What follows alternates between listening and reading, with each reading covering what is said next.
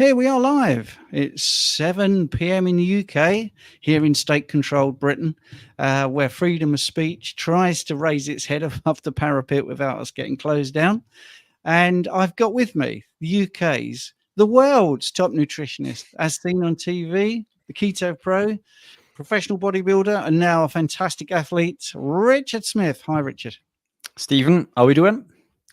I'm doing all right, but I'm running out of things to say about you, so you might be the best one in the universe next. Yeah, we'll go with that. If only I should be so lucky. Well, there's probably someone on Beetlejuice who's quite clever. Right. So before we get into the questions, and I want to thank the people, by the way, for the questions before we've even started. You're really learning. And also, just to remind you, if you do a super chat, you will jump the queue. I just want to quickly talk about an event that's happening next weekend or the weekend coming, however you want to look at it. So, Richard, what's that about, the Ancestral Health? The Ancestral Health is a weekend event that you and I are both speaking at. That's going to be a fantastic festival. Incredible talks. Yourself and myself are included, obviously. There's Phil Escott and Ben Hunt, who I believe is Ben speaking there. I know Phil is speaking there. It's a brilliant event to mix with like-minded people. I know Phil has done some recordings with you and I also about the event, but we'll be there. There'll be companies like the Real Food Company there with lots of carnivore and other goodies. Foods, barbecues, cold water dip-in. I think lots going on. It's open to caravans, which I think open on the Friday. They do, the 16th at 1 p.m. Yeah, 16th at 1 p.m. I believe the festival begins on the Saturday. I will be there for the full weekend. I don't know what your movements are, but I will be available to chat with, should you wish to do so in between talks. Incredible speakers, fantastic lineup, amazing company, and I can't wait. Well, I can't wait either, actually. I think I'm there on the Sunday. I will put in the chat a link for anyone who wants to turn up. So you can turn up for 1 day, 2 days, the whole weekend if you've got a camper, or you want to camp, I should say. And great guests. Yes, and you're right about Ben speaking there and all that. So let's get straight into the questions. BTL Zone has asked the first question. How many grams of protein should a person with diabetes consume each day? And we're assuming that you're talking type 2, but you could be type 1, because the advice tends to be pretty much the same, which is, as a rule of thumb, let's say you want to weigh, your lean body mass is 150 pounds. That's what you want to weigh. Then you would have 150 grams of protein and 150 grams of fat as a start off. That's where you would start. And then it's trial and error after that. So you eat like that maybe 2-3 weeks, how you feel.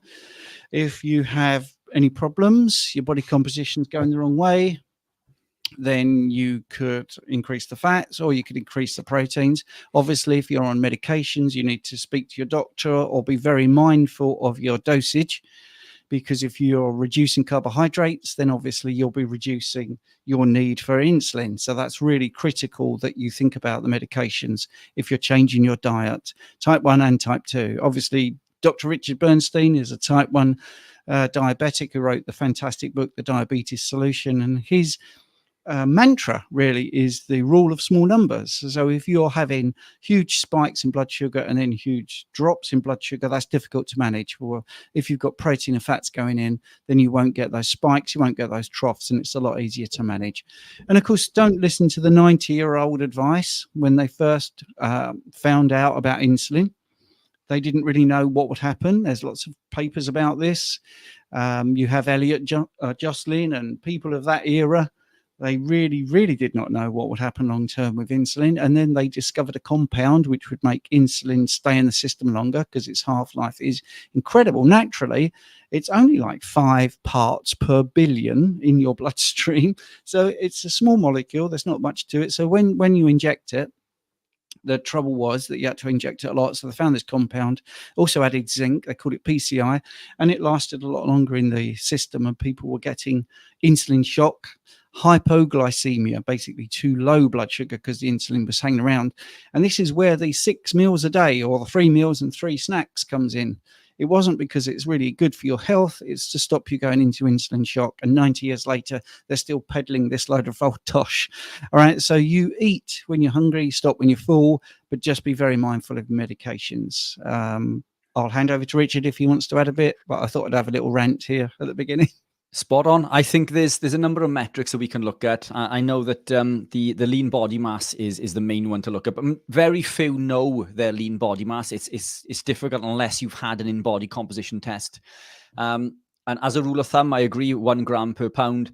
I also believe that we can go over, if we to look at the figures for exact measurements, I say exact, I mean, these are different, but as close to exact as we can get, we need a minimum of 0.5 grams per pound of lean body mass to maintain our current muscle mass, 0.82 in order to grow, and around 1 gram, as you say, in orbital, is ideal as a round figure to aim for. And that's typically what I aim for.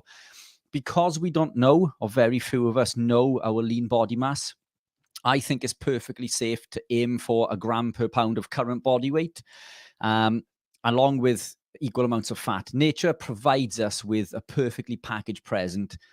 Nature provides protein and fat together. An egg, for example, is almost equal ratios of protein and fat, and so on and so forth. It's very difficult to gain weight when you consume animal proteins. Again, it's the carbohydrate that elicits that insulin response. Carbohydrates are not going to, they do elicit an insulin response, but this is what insulin is there for. Insulin's job is to drive amino acids into cells, not glucose. It does this, and again, as you mentioned, in a natural state, the half-life is incredibly short, like a couple of minutes.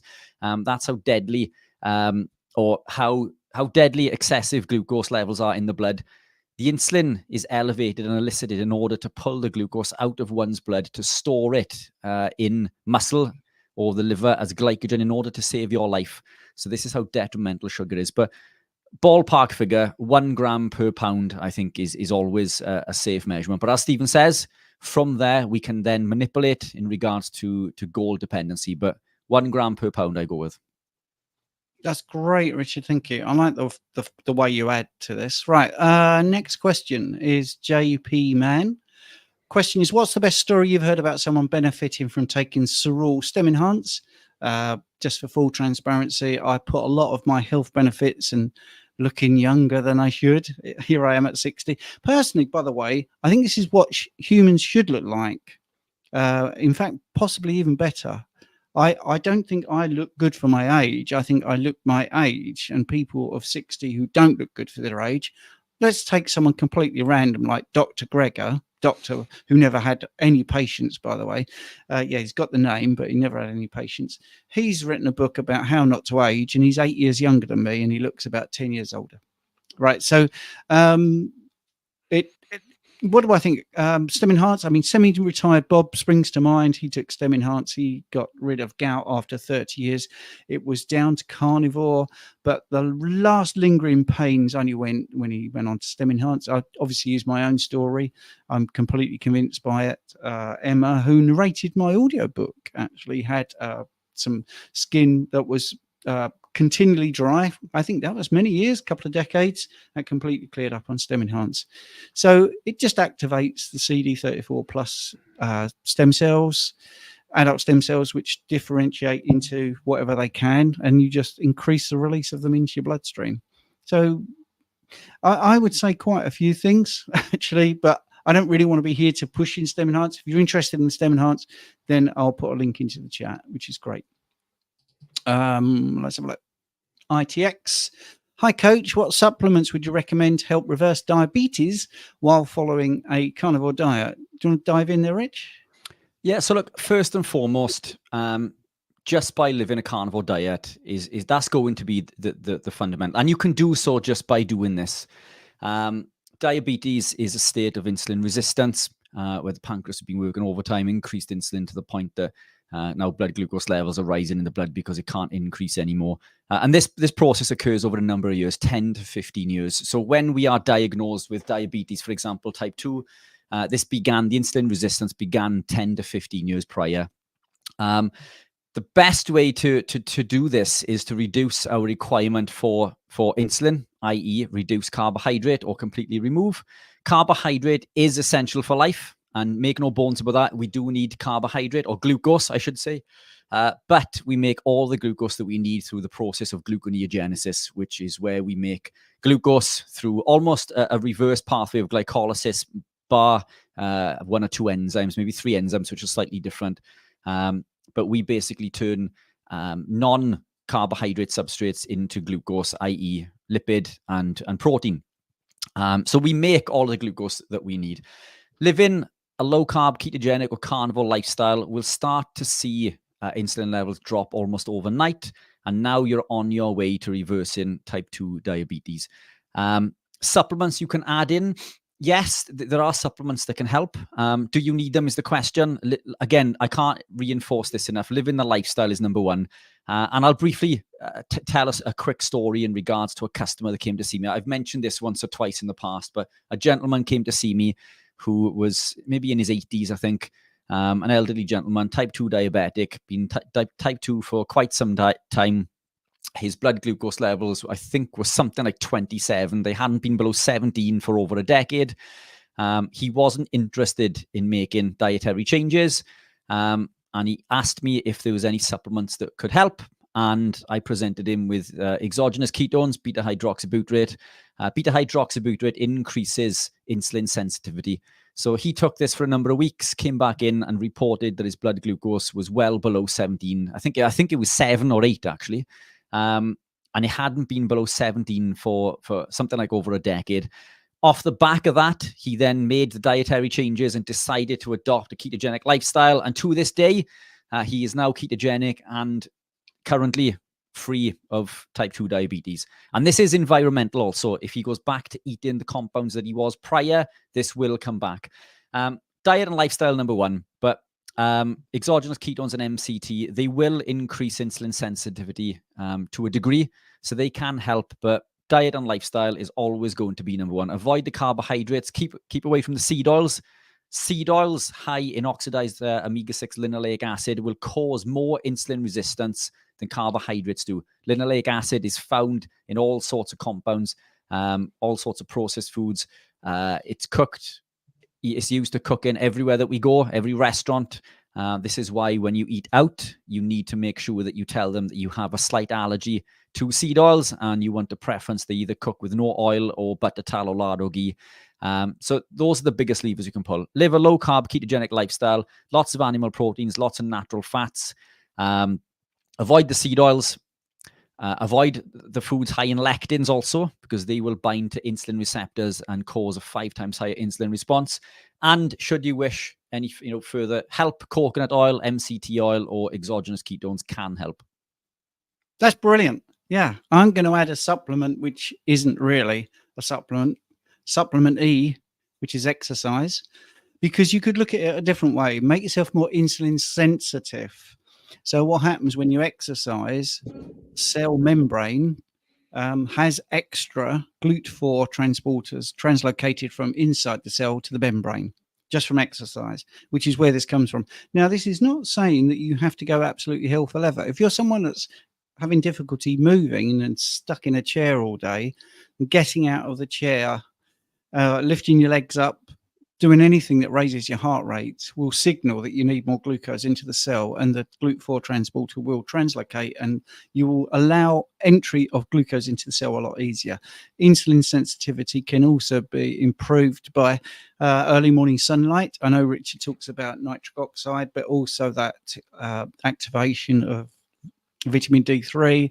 And if you have a little chunk of cheese, so you get yourself a nice bit of Keto or some sort of fatty substance like butter, for instance, then you'll find that that will actually increase your insulin sensitivity as well, which is, there's a bit of a convoluted pathway which I'm not going to go into. If you want me to go into it, then I'll do a video, because I am going to be doing a video about interesting and different ways to improve your insulin sensitivity. So look out for that. But the best thing, absolute best thing, is not eating carbohydrates. And both of us have got hundreds, if not nearly 1,000 stories between us of people reversing type 2 diabetes or managing type 1 diabetes much, much easier with this way of eating. Now we've got a question. It's almost set up to show Richard at his best. And that is from Invite Wedding. Why does our body tend to retain water when it's in an inflammatory state? Fantastic question. So when we're in a state of inflammation, it's usually caused through elevated insulin. Again, lots of these compounds that we consume will do this: vegetable oil, seed oils, this oxidized omega-6, linoleic acid, excessive amounts of carbohydrates, glucose, etc. When insulin is elevated, and this is a statement that Stephen's going to laugh at because it's one I repeat quite a lot, the body retains sodium. And it does. So insulin will pull sodium from 4 points in the nephrons in the kidneys back into the blood, and wherever water goes, wherever sodium goes, water follows. So this is what leads to part of an inflammatory state. And the points in the nephrons, there's 4 points in the nephrons. The proximal convoluted tubule, which will absorb around 60%, the ascending loop of Henle, which is around 30%. Then we've got the distal convoluted tubule, which is around 7%. And then the collecting ducts, which is 2 to 3%. So this is caused by elevated insulin. When we drop our carbohydrates, when we remove the vegetable oils, when we remove the compounds that are causing this insulin resistance, insulin drops, boom, the kidneys release all of this excess sodium, and along with it, excess water and inflammation. So that's one mechanism. The other one also, I mean, that's to do with the retention of water. The other reason that we will block inflammation is when we produce ketones. Ketones will block a pathway called NLRP3 inflammasome. NLRP3 inflammasome is one of the pathways that is attributed to inflammation within the body. When we do this, we block that pathway and inflammation goes away. So it's plain simple. When we eat clean and healthy, when we avoid these toxic compounds, these vegetable seed oils, and excessive amounts of carbohydrate, the body heals and repairs, and we recover from this inflammatory state. Hey, that's brilliant. Thank you, by the way, to everybody for their massive amount of questions, which is really good. Actually, I am really enjoying that. I haven't seen any super chats. So let's go on to the next thing. Oh, by the way, I mean, think that there's loads of sort of knock-on effects to the inflammatory response. So we could go into that, but there are too many questions. So I think Richard's covered the main one. So that's really good. Right. Laura is saying, hi, guys. I'd love to hear any advice or suggestions for setting up a local carnivore group in my town. Thanks, Laura. Richard, actually, you do one-to-one things, don't you, which you might want to mention? Yes, I do. So obviously we do the school group online, which is a fantastic community, but I do hold local courses, and I have recently set up a local carnivore community meetup once a month. So these work on two different things. I mean, they're part of the same thing, but one of them is an 8-week course held on a Thursday around 6 p.m.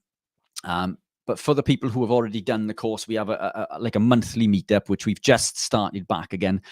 The best way is to start mixing with people on social media, start gaining some networks, making some connections, reach out to some people, put it out there on your local Facebook groups. So for me, I live in a small town called Neath in South Wales. So there's around 5 different groups on Facebook. So I'll go into that group and I'll mention that we're starting this low carb ketogenic carnivore group, a monthly meetup group, if you like. I list the benefits in there, so it's this way of living will educate you in regards to helping with inflammation, arthritic pains, gut issues, and so on and so forth. I'll run that in each group once. So there's 5 groups. So I'll run that in there over the course of, because many of the people in your local town will be in all of these groups, or at least 2 or 3 of them. So I'll run that and this is free. This is just a simple post that you pop into Facebook. I'll go in and bump it up occasionally, or I'll tag certain people in. So it's just continuously being bumped to the top. Then the next week, I'll do another post in a different group. And again, many of these people cross-pollinate. They're in many of these other groups. So over the course of 4 or 5 weeks, it's covered, thousands and thousands of local people. Story posts, reaching out to local people and just making connections. Even if it's just 2 or 3 of you, you can start and you can go to, a local restaurant, for example. You can just book a table. You can do your little meeting over a dinner one evening, carnivore dinner, obviously without the vegetable oils, and that goes without saying. And then, you start posting pictures. You start posting pictures about your little monthly meetup. Open it to everybody, make people aware that it's there, it's available to be opened up.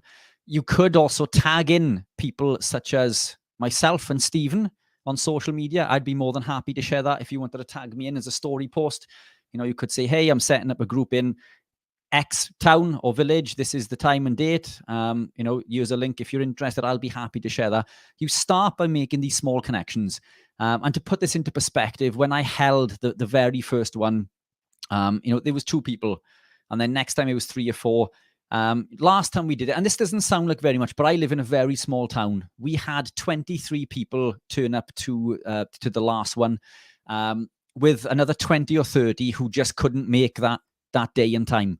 Obviously, we can't accommodate everyone, and then this opens up the option of maybe doing alternative nights, different nights, but then it's a lot of time and effort in order to do this. Now, what I do, I try to build it up a little bit so it isn't just a meal every week. And quite often what I do is I will hire out local venues. So I'll reach out to local, there's a church basically that I've done much of my speaking events in. I kindly supplied them with over 30 or 40 chairs for their church. So when I asked if I could rent out the building, they give it to me for free, which is brilliant. And I couldn't appreciate that. I couldn't be more appreciative. So we held that there, and I tend to do an education piece. So people come in and I will explain the benefits of living the lifestyle. I'll run through a presentation, for example, because many people they're not knowledgeable in regards to how damaging carbohydrate is, or how damaging excessive amounts of vegetables or vegetable oils in general. So you do these education pieces, then you start to chat amongst yourselves and listen to everyone else's story. And before you know it, the word spreads, and I'm sure you'll build a very successful carnivore group. The other option is you could come to these events that we're doing to network with people there who may be, they may live close to you and or happy to travel. As we said, there's an event next weekend with Phil Escott's event that we're doing, the Ancestral Health. Stephen and I are also speaking at the Carnivore Conference in September the 14th and 15th, a 2-day event at Cliff College, food and accommodation included. When you start attending these events and you mingle with like-minded people, you build these connections. And I think that's probably the best way to move forward in regards to building a carnivore community. Yeah, that's true. The chat is lighting up, absolutely. Because somebody popped in last week to cover for you. And at the beginning, Dr. Abs very kindly did an impression of you, Richard. So do you want to have a pop at trying a Dr. Abs impression? Oh, I couldn't. He's far too intelligent for me. Yeah, I try to block my Welshness, should we say, or the Welsh accent. I've been told recently that I do speak differently around different people. I'm apparently incredibly Welshy if I'm around another Welsh person, and a lot less if I'm speaking to people such as yourself. But yeah, it's my accent. I can't do much with it, unfortunately. But yeah. Well, I'm a bit worried. I'm a bit worried. I'm seeing Abs in a couple of weeks, and I'm going down to London. So do you know what I mean? I might be talking like that, or a bit like Michael Caine. I don't know. But anyway, sorry, Abs, no impression from Richard or myself. I'll work on one. I'll work on one for next week. He's just too smooth. As for my advice for setting up a local carnivore group in town, exactly the same. If you've got social media, put feelers out. You could put leaflets up in the post office, or just local notice boards. There are carnivores out there. You'd be very, very surprised, and it's also heartening when that happens. Right? Okay, Herbert, great sporter. Thank you very much. You have put last time you wanted to share a link to magnesium with me, but I mistakenly left a few seconds too soon. Yeah, you shouldn't leave until the end of the class. Would you care to share it here? I put it in the chat, and that was by Thorn, which is, they have a good reputation, and it's quite a good magnesium citrate malate mix. But you can also look at Richard's website for sort of electrolytes. Let's have a go. Marianne, question. The term dumping oxalates, well, we don't call it that. We call it oxalate detox because it is a detoxification process. What is it? Just told you. And how does it show itself? Well, it shows itself in many forms. Little crystals appearing in unexpected places. So, for instance, as a former oxalate dumping or detox skeptic, I was shot in the foot when a little crystal popped out of my eye. And that was terrible. So a couple of days before, it looked like I had a line going from my eye down to my cheek, which was like a sort of blockage. And then I had a crystal. And I used to eat veg. I used to grow my own veg. That's how I know I used to have to kill a lot of animals. Just a very little aside. I was trying to talk to somebody about this the other day, and I just felt an incredible wave of shame at the amount of animals I killed, because I was trying to grow potatoes and raspberries and carrots, and I just ended up, it was like Fort Knox, and I was buying pesticides without a care, without thinking, wow, I'm killing all these bugs and butterflies and ants and bugs in the soil, and rabbits are not going to be particularly healthy if they get hold of the raspberries. And it was just, I did not even realize. So maybe some of these vegans who think they're doing great work were a bit brain foggy like I was, or just not putting two and two together. But literally, my potatoes got white fly, so I had to get something to kill the white fly. And then there was green fly, and then the carrots were attacked by something. Oh boy. So yes, anyway, coming back to oxalates. So oxalates can be quite painful. Some people have big toe pain and think it's gout, which it could be, but it could be gout from oxalates. So there's lots of things that can happen. I'm sure Richard would like to dive in with a bit more detail. Yeah, so I mean, it's oxalates. They're found in some of the foods that we eat, spinach and turmeric, for example. Oxalates break down into tiny little needles called raphides, which find their way into the joints and tissues around the body. They're incredibly harmful to the body. If they are left in circulation, they'll cause lots of issues. So the body pulls them out of circulation in the same way that it does with glucose, and it drives it into tissues within the cells. Excessive amounts can lead to thyroid problems, breast cancer, kidney stones, so on and so forth. When we begin a clean way of living, low carb, ketogenic, or carnivore lifestyle, now that we're no longer consuming these compounds that contain oxalates, the body begins to detox, as Stephen says. This can manifest itself in forms of a rash, joint pain, muscle weakness, bladder problems, diarrhea, itchy eyes, sore gums, so on and so forth. You can negate this by consuming some oxalate to slow down this dumping or detoxing process. But the best thing to do with this, in my opinion at least, is to supplement with a potassium citrate. Citrate has a high affinity to oxalate. It'll bind to the citrate and allow it safe passage out of the body. And the reason I say potassium over calcium is that when we are oxalate dumping or detoxing, the body quite often goes into a state of hypokalemia, which is a state of low potassium. So why not supplement or add in additional potassium in the form of citrate to combat this? The issue is if we add in calcium, then calcium can block the absorption of magnesium, and it also hinders the absorption of potassium, and it puts out the sodium ratio. So the whole mineral or electrolyte balance within the body can be knocked out of whack should we consume the incorrect mineral. So potassium citrate is one of the best antidotes for aiding with oxalate detox. Now, this is cyclical. It does tend to come. You can go 3 or 4 weeks and not have a problem, and suddenly there's a big flare up. Just take some potassium citrate, or if you are going to do it through diet, my preference personally would be dark chocolate, because why not? If we're going to put something in, well, we may as well put some oxalate from dark chocolate. This can slow down this process. It can last many years, but how damaging are these raphites? How damaging are oxalates? Well, let's put this into perspective. A pack of spinach within your local supermarket comes in 200-gram pouches. Many studies done on the amount of oxalate in spinach have found that there's as much as 700 to 800 milligrams of oxalate per 100 grams. Many are lower, so this is towards the top end, but that means the average pack of spinach, or a pack of spinach, could contain as much as 15 or 1600 milligrams of oxalate.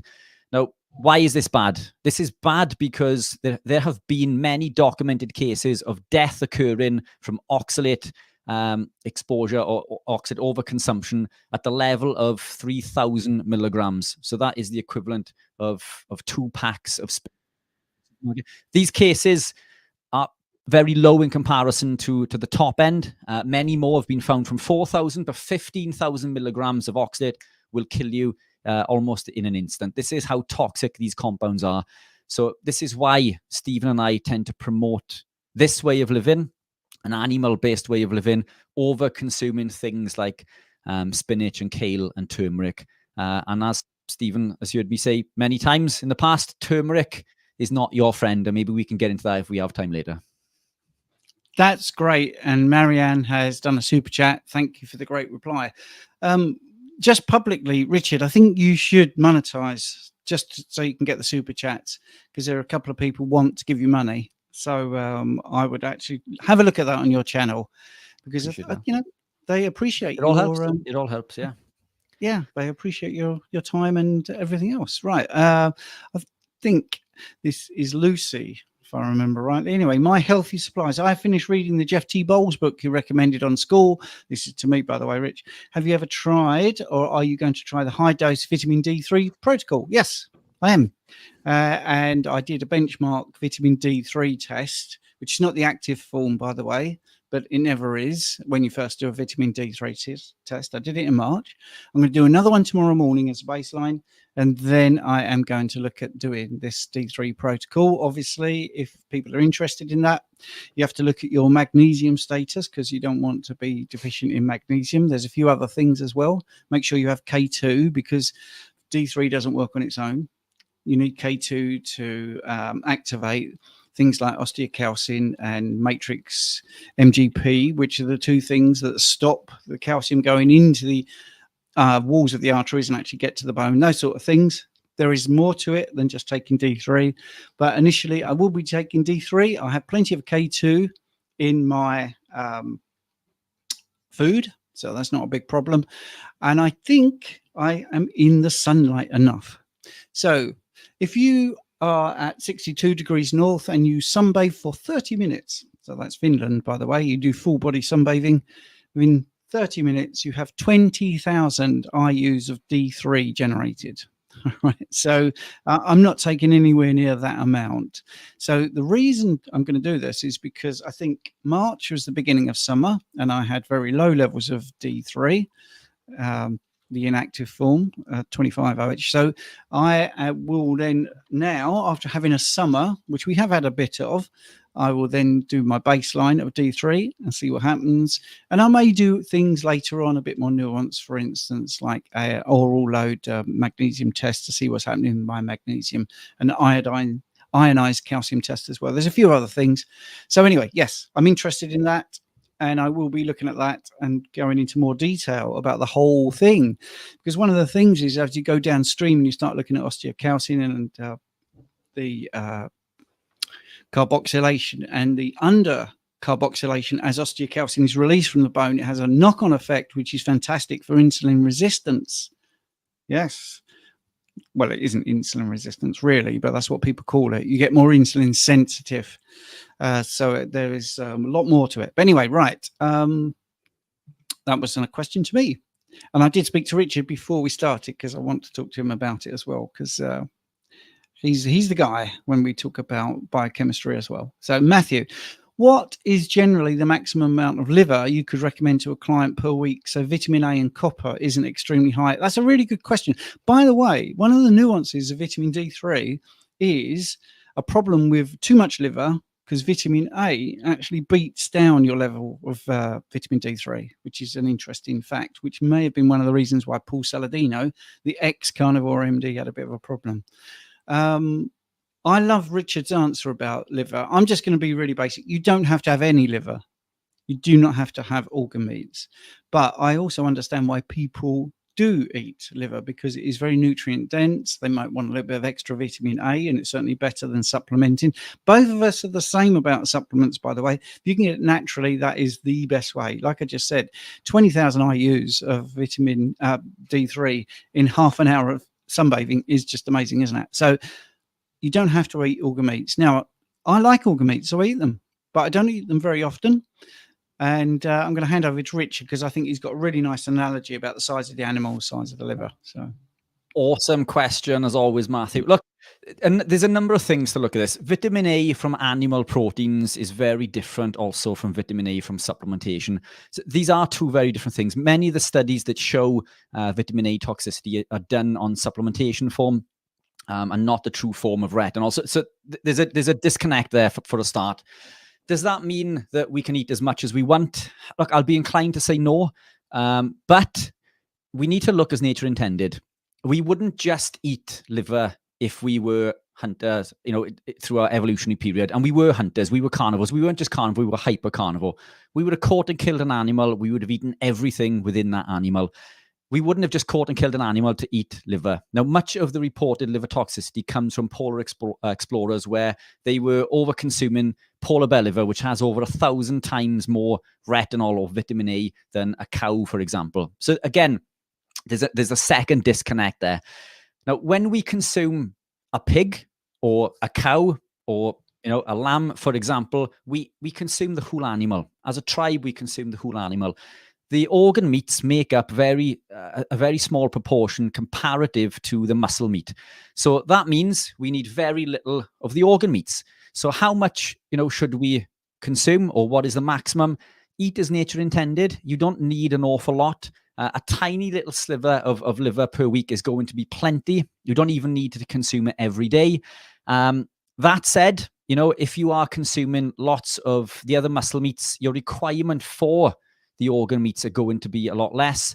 As Stephen rightly says, you don't have to consume organ meats. They are highly nutrient dense, but eat them as nature intended. So, predominate your plate, if you like, with the organ meats, with the muscle meat, and proportionately add in the organ meats. Now, what I do, I go to my local butcher. My butcher will make me a 90 to 10% mix of chuck beef with liver, for example, once a week. Or I may put heart in for coenzyme Q10 or kidney for diamine oxidase, or it may be a blend of some of these. Highly nutrient dense, but not essential. Now, when it comes to copper toxicity, again, eat as nature intended. Much of copper toxicity reports are also done on supplementation. Now, when we consume copper binds to a protein in the body called metallothionein, and we need zinc also to activate this. Now, where can we find this magical compound of zinc? Well, it's in the animal proteins that we're consuming that contain the copper. So therefore, any copper consumption from organ meats is no longer a concern. If we're consuming the muscle meat, if we're consuming the organ meat with the muscle meat with adequate zinc, then the zinc will help bind the copper to metallothionein and allow it not to be absorbed in excessive amounts within the body. Nature provides us with everything that we need. We come along as man and think that we know best. We cut the fat off our animal proteins. We do all of these silly things. We make man-made chemicals. Nature doesn't make mistakes. Eat as nature intended. Don't just consume organ meats. Have a fair blend as nature intended of muscle meat to organ meat. And just rest assured, if you are eating enough muscle meat, then there's going to be enough zinc to offset any toxicity of the vitamin A and the copper. For me, the amount of liver that I consume weekly is a tiny amount. And I'm talking a tiny slither once or twice a week. Highly nutrient dense, but again, as Stephen says, not required. Thank you. Yes. And just for those that are interested in the geeky numbers behind the scenes, Richard has 61 people on his channel watching right now, and I have 60. So, wow, that's good. Thank you. That's really good. 123 people watching live at the moment, which is really, really great. Thank you so much. And don't forget, obviously, you can watch it whenever, if you're watching on the playback, you're not live and not getting the questions answered that you might have. But anyway, Here we go. Luke is saying, and it's for Rich, could you confirm if your BHB flavored sachets will break a fast? Also, would you both say hi to my daughter Phoebe? Hello, daughter Phoebe. Hello, She was Phoebe. she was my motivation for going carnivore and supported me 100%. Fantastic, incredible story, Luke. It'd be brilliant to hear more about your story. Family support is incredibly important. It's incredibly difficult to try to make these changes and live this lifestyle if you don't have the support from your family. So kudos to Phoebe for doing that, and congratulations to you both. Yes, they do not break, or no, they do not break a fast, I should say. BHB will not break a fast. BHB will only enhance a fasted state. So when we're in a fasted state, the body increases the amount of ketones in circulation. And this is, in effect, what we're doing. It's the activation of mTOR that's going, and mTOR complex 1 activation is going to break a fasted state. So it isn't calories per se. It's just when we consume calories normally, it comes with a compound that's going to break or elicit that mTOR activation. mTOR and AMPK are almost like a seesaw effect. They're not an on-off switch. They're both always activated, but one predominates over the other.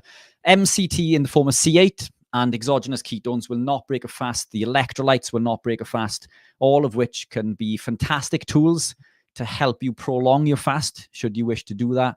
But no, I use them. That's what I've just been drinking before we came on, is the exogenous ketones. This is what allows me to pull in these big words from the back end of my brain when I'm tired and exhausted from riding silly amounts of hours on the bike and so on and so forth. But yeah, hence the red face.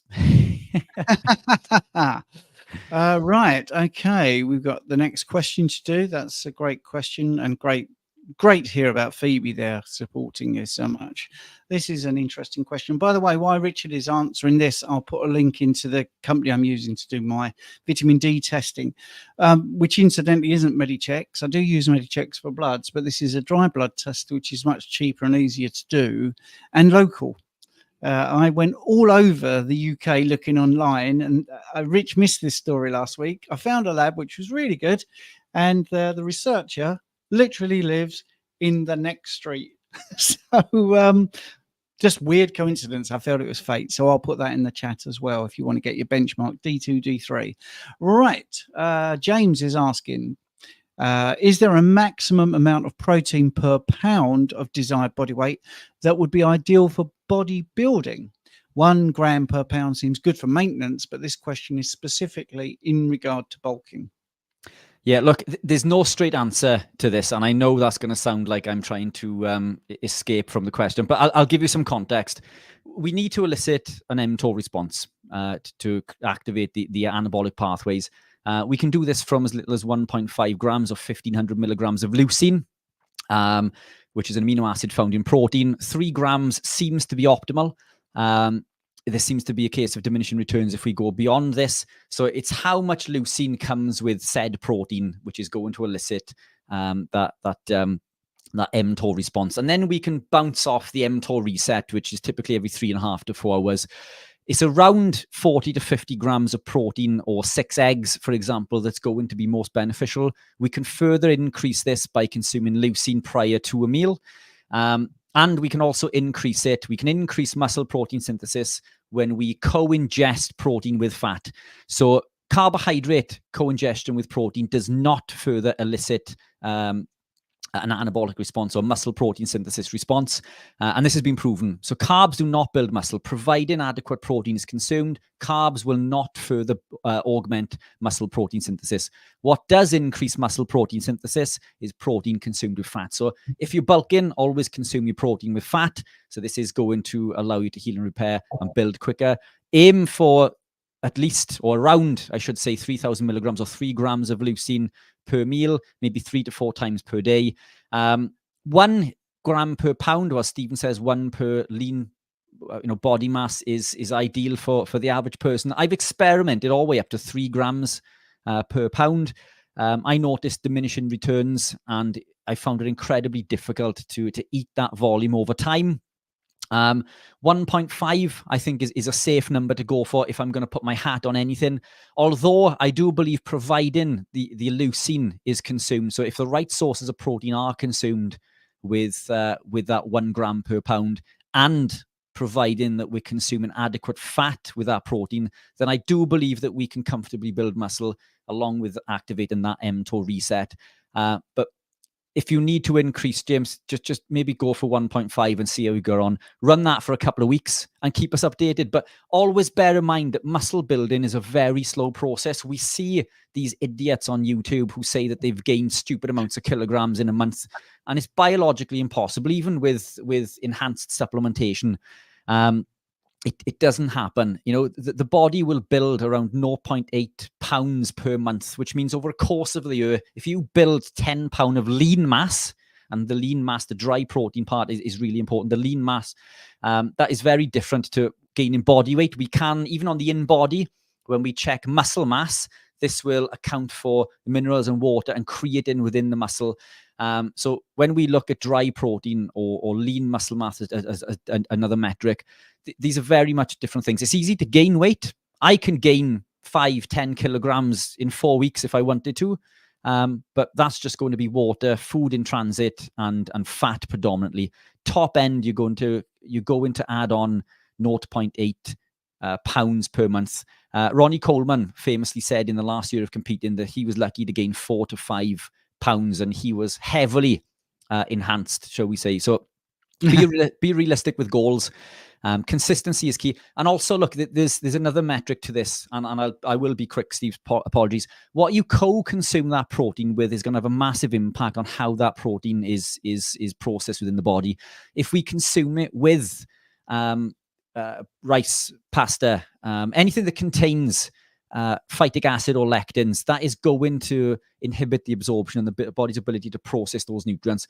Phytic acid will block the zinc, the absorption of zinc by as much as 100%. Zinc is essential for the production of testosterone. It's absolutely counterintuitive. This is why we don't want to be consuming green beans, for example, and other said compounds that are high in phytic acid and lectins.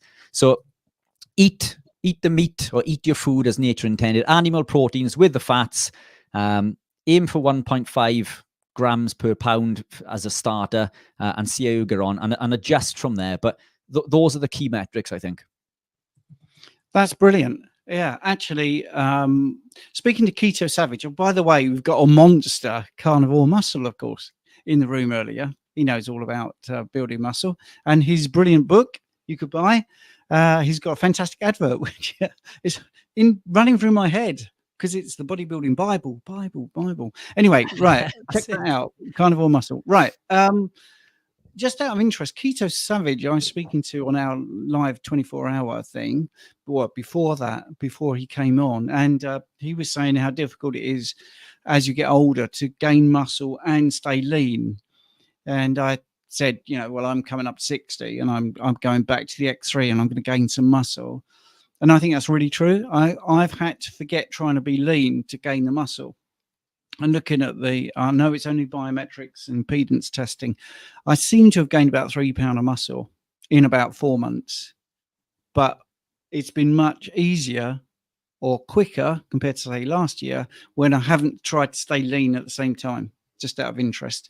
Weirdly, my body fat percentage, because obviously there's more muscle, is actually lower. It's gone from 16% to 14%, and yet I feel a bit flabbier. So it's a very interesting thing, even as a layperson not doing a bodybuilding show. So you can talk as much as you like, Richard.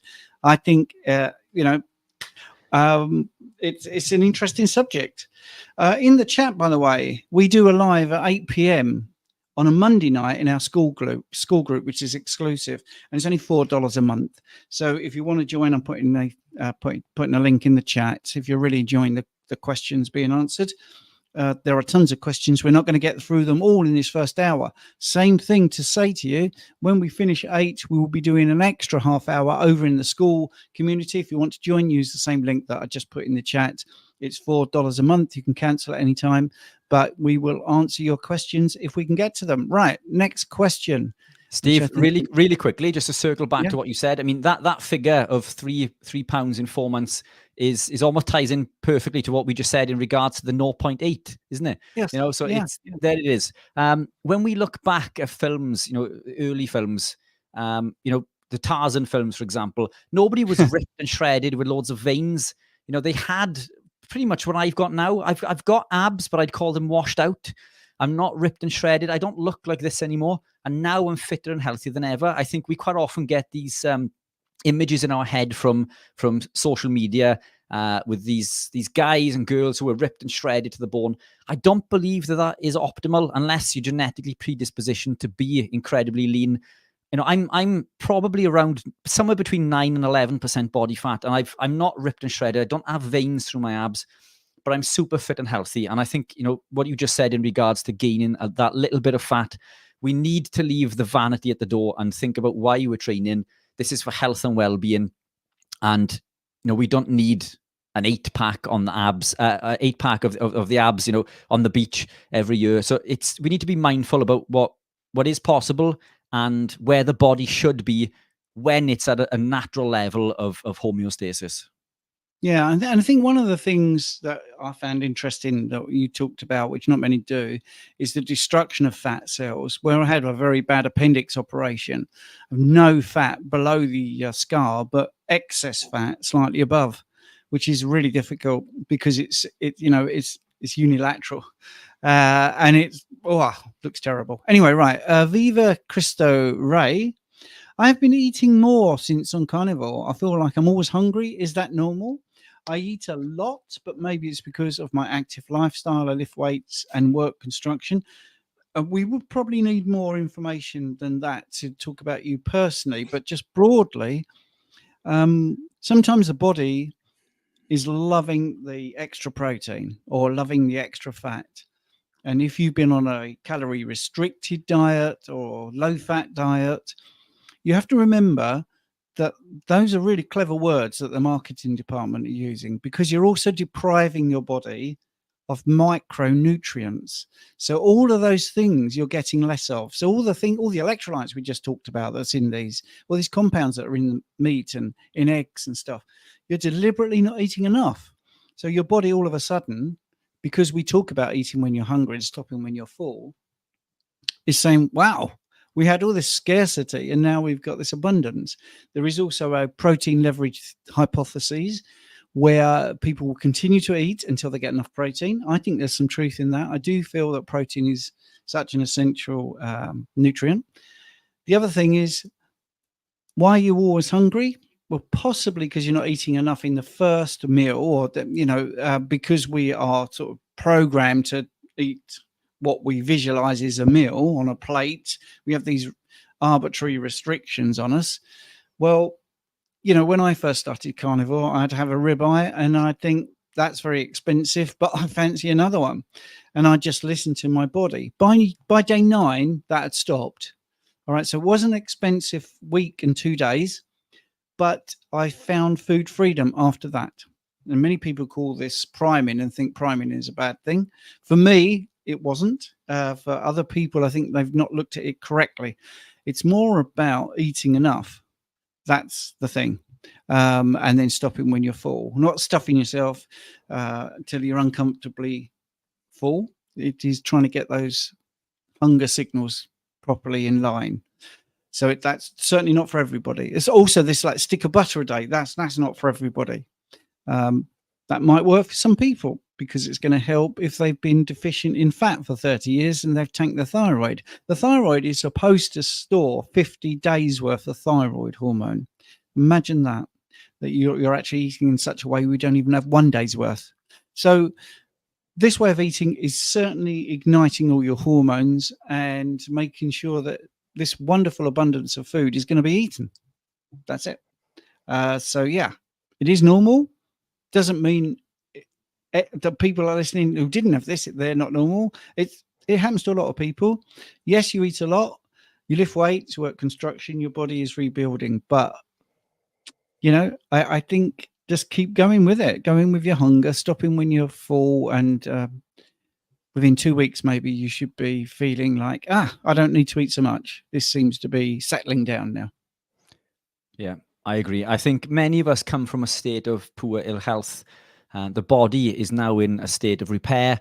We could even be in a state of leptin resistance, so we're waiting for that to repair and regenerate. The gut microbiome may not be geared up to processing adequate amounts of proteins and fats if we've been consuming lots of carbohydrates. then the gut microbiome is geared up for processing those in order to create energy and so on and so on. So there's lots of metrics, but there's usually a healing phase, isn't there, Steve? As we gravitate into this. This is why many find the lifestyle is to heal some form of illness or to improve their health and well-being. So the body is going to be doing this maybe for a number of weeks, as Stephen says, but keep pushing forward, consume your proteins with the fat, and I'm confident that should you persist, then all will clear up eventually. I know some days I can eat considerably more amounts than others. Some days I can go without eating anything. But I would like to think that my body is now fully healed and repaired. I've gone through this phase, but consistency is key, isn't it? So stick with it, and I'm sure that we'll see positive movement moving forward. Yep. Next question is for you, Richard, in particular. Richard, do you think there is a benefit in adding supplements like creatine or something else when you are an elite athlete that focuses primarily on strength? I think this is going to be the last question I'm going to have time for just to remind people, if you want to see another half an hour, I'm going to screenshot some of your questions and try and answer them. Oh, we're both trying to answer them in the next 30 minutes over on School. So if you want to join School, there is a link in the chat. If not, what I actually do is I play you back so you can find an audio podcast of the next 30 minutes, but it's much better to join the School community and come up and hook over there straight away. But anyway, right, Richard, there's a question. And Dr. Abs is a subscriber to our group, isn't he? So who knows? Maybe he'll be on. Maybe we can pull him in for some questions. Well, he is. The first Thursday of the month, we've got him in talking about cosmetics, carnivore and cosmetics. The first Thursday of September, 8 p.m. He's already booked in, Dr. Abs. So yeah, another reason to join, I think. But anyway, let's get back to this question. Adding supplements like creatine or something else when you are an elite athlete that focuses primarily on strength, is it worth doing? So look, as you guys know, I make supplements, but I will always say that diet, real nutrition is the foundation. We can thrive, not just survive, but we can thrive on living a carnivore lifestyle without any supplementation. But, if we want to move and operate outside the box, i.e. if we're an athlete, if we want to run quicker, if we want to lift heavier, there are always levers that we can pull. And Dr. Abs will know a lot about this in regards to amino profiles and specific ratios and so on and so forth. So there are constant levers that we can pull. I'm a big fan of specific supplementation, but when I say supplementation, these are compounds that exist in natural forms, such as creatine. Creatine is fantastic for fueling the phosphocreatine energy system. In fact, in the gym, carbohydrates are not the reason that you're lifting heavy. There may be an element of glycogen storage and 3 to 4 grams of water per every 1 gram of glycogen that's in there that's helping with the leverage. But as far as the power goes, as far as the strength, the energy, that is not fueled by glycolysis, the glycolytic energy system. This is fueled by the phosphocreatine energy system. We can replace the phosphates as they're used up during the PC system. So supplementing with creatine will not only also draw water, i.e. more volume, which will add more leverage and make you stronger, but it will fuel those top end lifts, the PC energy system. So a big fan of creatine. Electrolytes also, as the muscle moves, we use electrolytes. We use things like magnesium and calcium, sodium, potassium. These are things that we use if we are elite, or even your average Joe who is testing themselves in the gym. We need more of said minerals, for example, than the average person who is just walking up their local park, early in the morning or late in the evening. So big fan of electrolytes, creatine, most definitely. If you want to increase muscle protein synthesis, I used to supplement with things like leucine, around 5 grams prior to a meal. At least 3, as we said earlier, but they come in 5-gram scoops, so I just used to add 5 grams. Citrulline malate was another compound that I used to use, a potent vasodilator that helped with blood flow and recovery. And there are lots of other levers that you can pull. I mean, where does it stop? I mean, there's lots of others that you can add in depending on what your goals are. But creatine for sure, electrolytes, I think those two, if you are looking to perform at a top level or at least to be the best version of yourself, those would be my top 1 and 2. Brilliant answer, Richard, as always. Thank you, everybody, for watching on YouTube. It's been an absolute pleasure to answer as many questions as possible. Susan there saying priming absolutely did not work for me. Quite the opposite. That's exactly right, Susan. It doesn't work for everybody, and that's why we don't give broad brush advice. it's not a one size fits all. So we'll see you over at school. If you're already a member of school, it's going to be great. I know Susan is already a member, so she'll hopefully be there for the extra 30 minutes. I have got copies of all the questions that we didn't cover, but we like to give you value for money and actually cover the questions properly rather than saying, well, there's a video on my channel, have a look at that video. We try to answer it live because you bothered to turn up, you bothered to type the question. So thanks everyone on YouTube. If we don't see you in the school community either in the next 30 minutes or on Monday at 8 p.m, we'll see you here 7 p.m. next Sunday. Thanks a lot. Thank you all. Good evening. Great, Richard. I'll see you over in school.